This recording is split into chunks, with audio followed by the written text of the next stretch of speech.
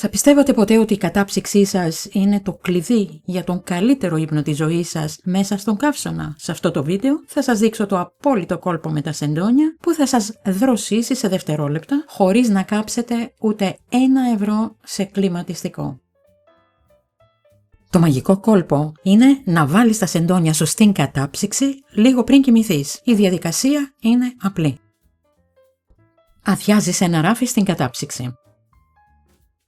Διπλώνεις τα σεντόνια σου και τα βάζεις μέσα σε μια καθαρή πλαστική σακούλα για να τα προστατέψεις από την υγρασία και τις μυρωδιές των τροφίμων. Τα αφήνεις εκεί για περίπου 10 λεπτά. Μετά τα βγάζεις, στρώνεις γρήγορα το κρεβάτι και ξαπλώνεις αμέσως. Τι κάνεις όμως αν δεν υπάρχει χώρος στην κατάψυξη?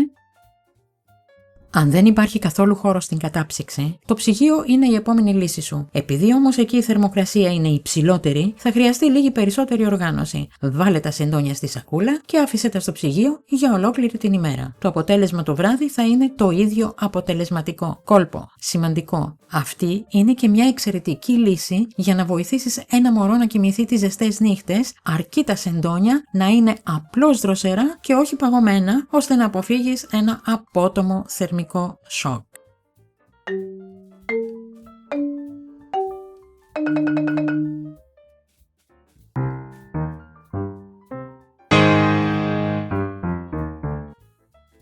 Γιατί όμως πιάνει αυτό το κόλπο?